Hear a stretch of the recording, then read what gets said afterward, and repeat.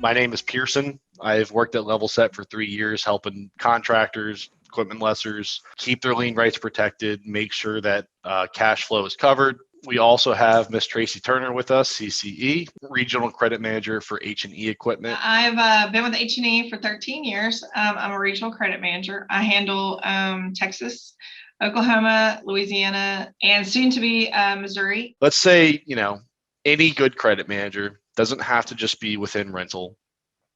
What should they continue or just try to keep improving on, whether that's a soft skill or a process that they have in place? I would say number one, you got to stay up with the notice process and the lien laws.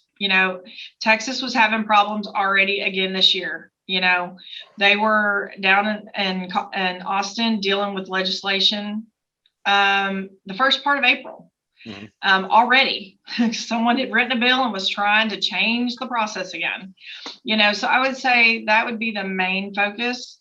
But also, what things can you do to help your customers during tough times?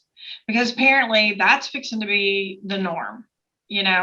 Who would have thought that we would have the issues we've had, winter storm, pandemic. I mean, we're going to have to prepare for that because customers are going to go through tough times.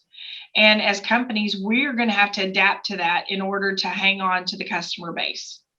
So we're going to have to become more adaptable to our customer situations and learn to work with them and not just say, nope, that's just the way it is. And we're going to have to get creative. And so I would say that between the lien laws and getting creative to work with your customers and find more creative ways to work with them. That's perfect.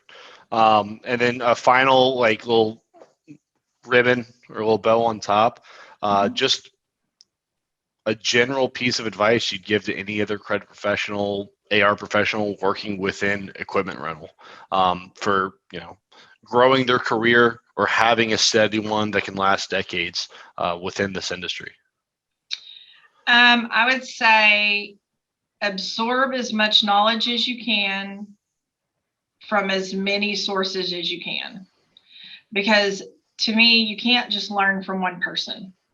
You've got to continue to learn and continue to learn from people that have been in this business because, I've been in several different industries and every industry does things different. But I've also been networking with tons of people that I now call friends and they all do things different. So you've got to just learn from different sources and keep an open mind to growing. Awesome.